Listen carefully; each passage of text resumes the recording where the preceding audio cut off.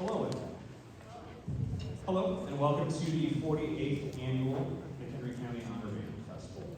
These students have been preparing the last 3 days, lots of hours of hard work and musicianship going into this performance, so we appreciate you silencing your phones and making sure that those things are put away so that we can have a great concert. But before we get started, I would like to thank Bill Kramer-Simpson as well as the theater staff here for hosting this wonderful festival for yet another year.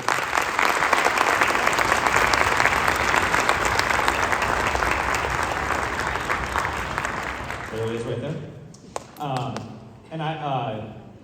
If you wouldn't mind, please stand and remove your hats for the playing of our national anthem under the conductor's baton of Mary Kate Keeney from Prairie Ridge High School.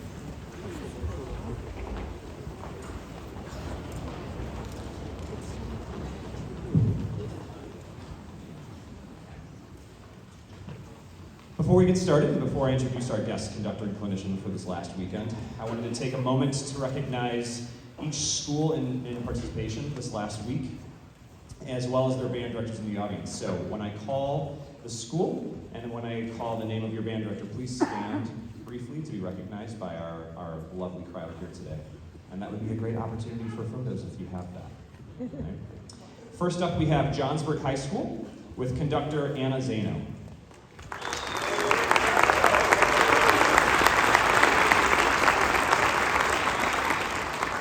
Who is filming up in the booth for us today, so she's way back. Next, we have Harvard High School under the conductor Corey Coffer.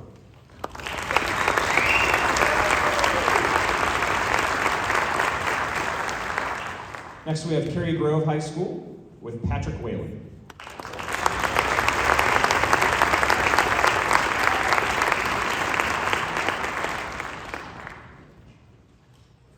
Next, we have Crystal Lake Central High School under the conductor Keith Levin.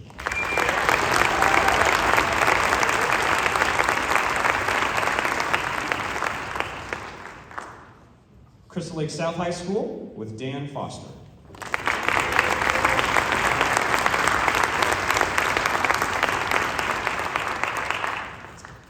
Prairie Ridge High School with Mary Kate Keeney.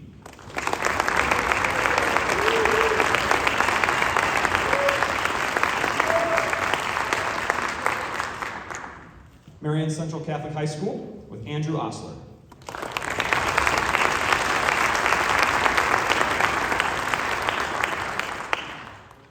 Marengo Community High School under the direction of Todd Stelmach.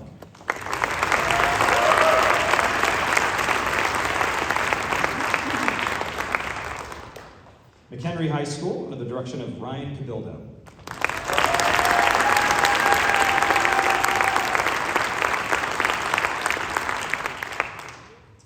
Richmond Burton Community High School under the direction of Blaze Molly.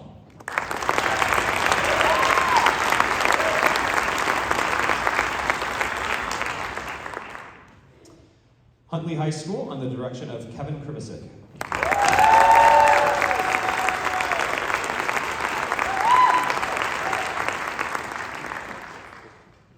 Woodstock High School, under the direction of myself, Rich Stiles.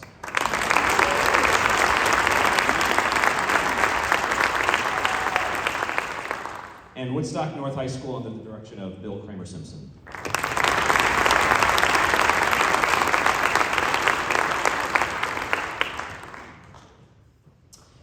Our guest conductor this past weekend is Dr. Anthony Marinello, and he serves as the Associate Professor of Music and Director of Bands at Illinois State University, where he's the conductor and music director of the Illinois State University Wind Symphony.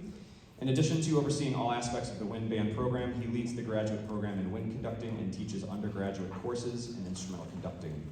Prior to his appointment at Illinois State University, he served at the University of Texas. Without further ado, Dr. Anthony Marinello.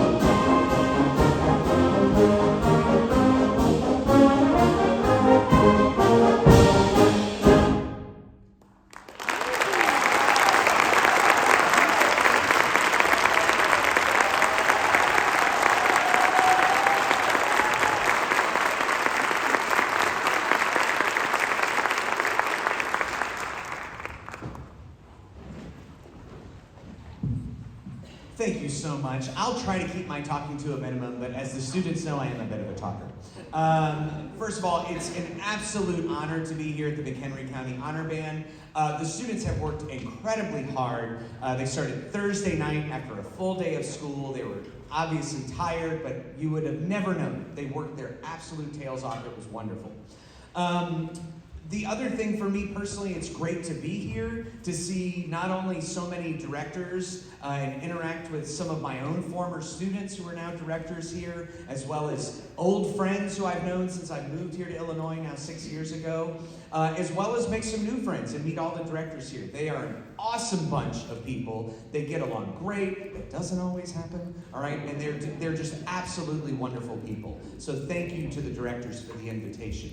The next piece, well, the first piece you heard was The Belle of Chicago by John Philip Sousa, quite famous for writing marches. I always love to pick The Belle of Chicago because obviously, you know, we're in Illinois and all that stuff, but also it was actually not widely well received when he wrote it. And a newspaper writer said something to the effect that John Philip Sousa must think that The Belle of Chicago is has giant feet and is clod hopping all around or something to that effect. So I still think it's a great march. So anyway, all that to say, the next piece we're gonna play is by a Louisiana native composer, Julie Giroux. She did her undergraduate degree at Louisiana State University, which is where I went to school. She did it a few years before I did though. After graduating from LSU, she actually moved out to Hollywood and was quite a famous Hollywood composer. Worked with Bill Conti. Some of the parents in here might know that name. Wrote the music for the movie Rocky. Maybe you've heard of that one. None of the students knew Bill Conti, but they knew Rocky, so that was great. She worked with him for years, and she now lives in Mississippi, and she writes quite a bit of band music. You'll hear that it's quite cinematic in the way she writes. The pieces are castaways, and in the score, it's actually, it was written for foster animals. And so it's for rescue animals. So it's dedicated to those who got rescued, those who did the rescuing, and, sorry, I got a little tripped up, for those whose rescue never came. Oh, gets you right in the feels. So anyway, this is Our Castaways.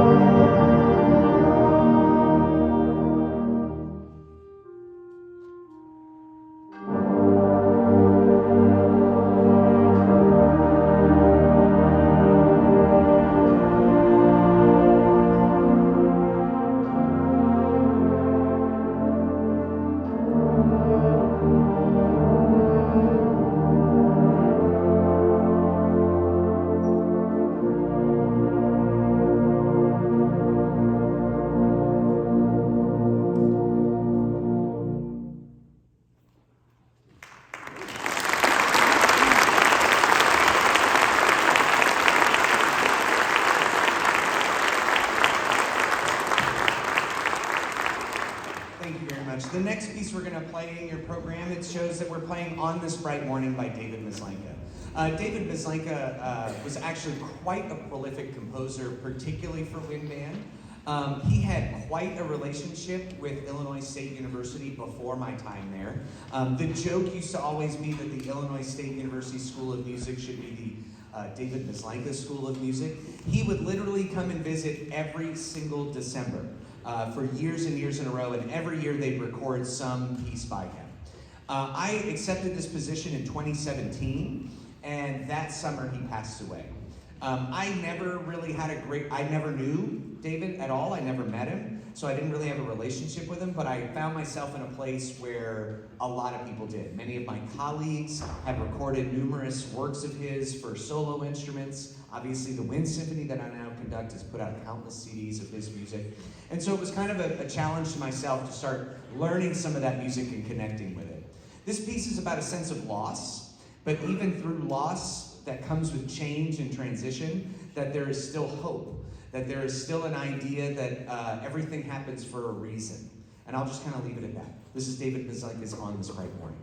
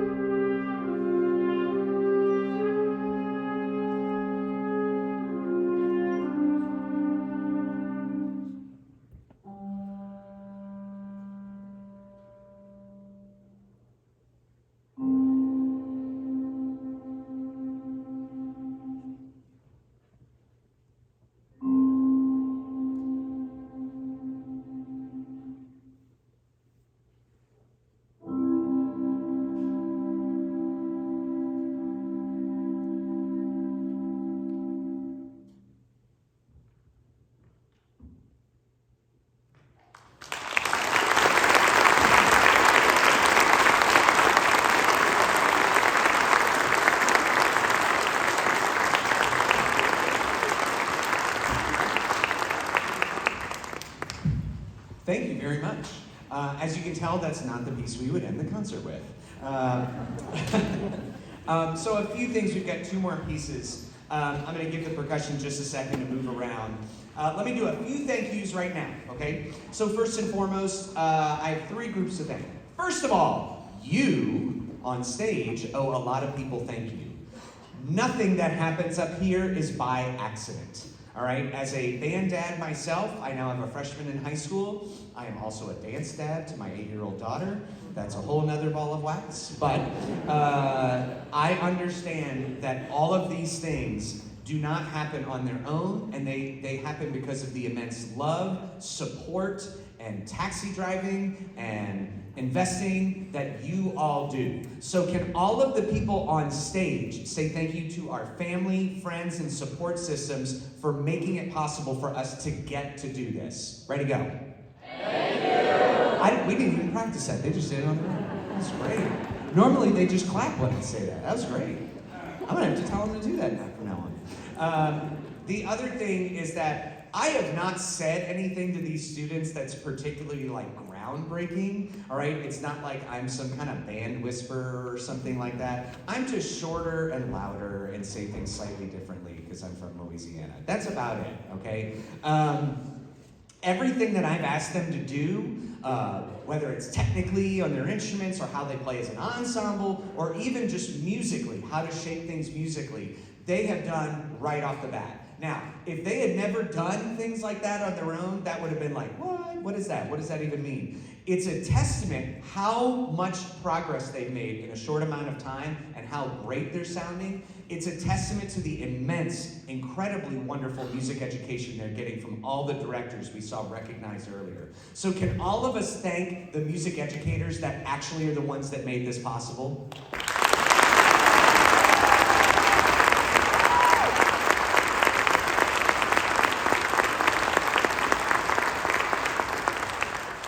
Last group to thank is the most important part. As one of my mentors used to say when I taught at Virginia Tech, he used to tell me, don't forget that these students' tuition dollars pay your salary, which is a big part of college teaching, and I try to remind people of that quite often.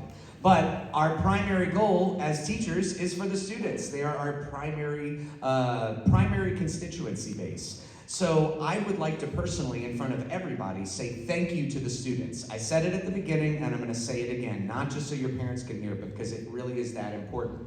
You could have done a lot of other stuff this weekend. You are insanely talented. You are crazy dedicated. You are wonderful people to be around, and I know every organization and sport and all wants to get their claws in you and have you be with them. So thank you for being here with us. It was a wonderful weekend. Can we all give it up and give a big thank you to the students?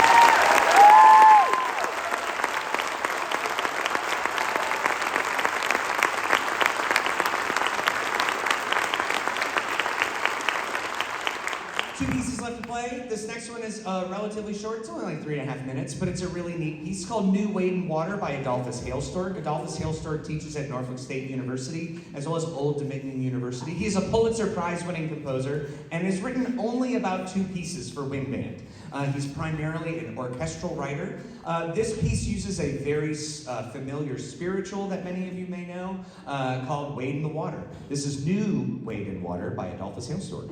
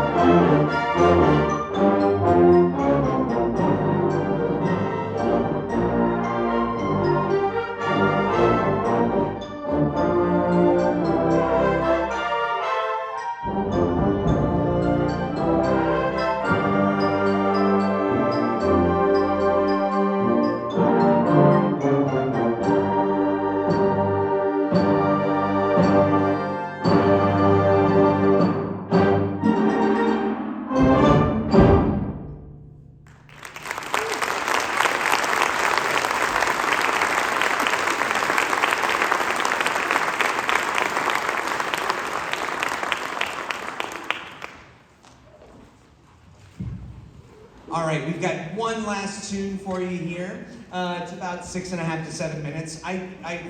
Forgive me, I didn't tell you the lengths earlier in the concert, but I've started doing that more often, and actually at Illinois State University, in the program notes, we tell you the timing of each piece. And that's because my wife, who is an accountant, was like, I really just want to know what I'm in for. With each piece. And it is thank you. I'll pass that on when I go home. But this piece is about 6.5 or so minutes.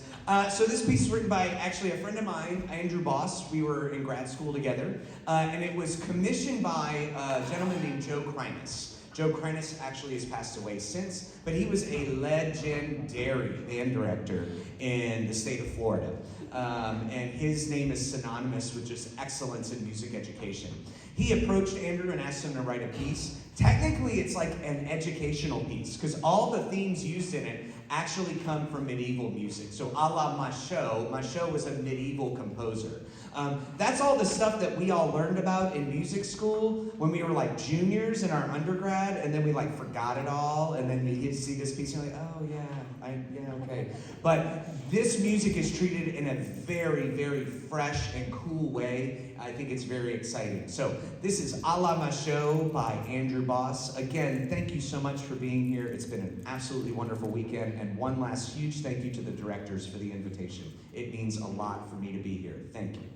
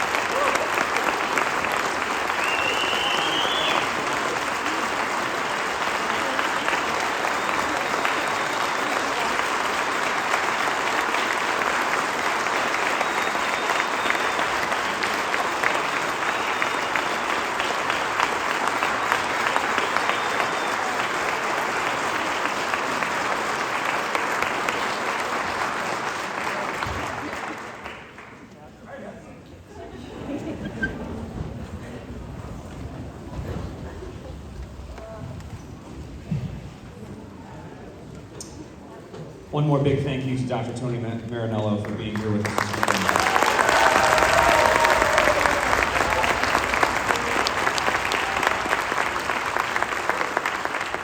Thank you all for coming today, and thank you to the students' hard work for putting on this amazing concert. We hope to see you next year.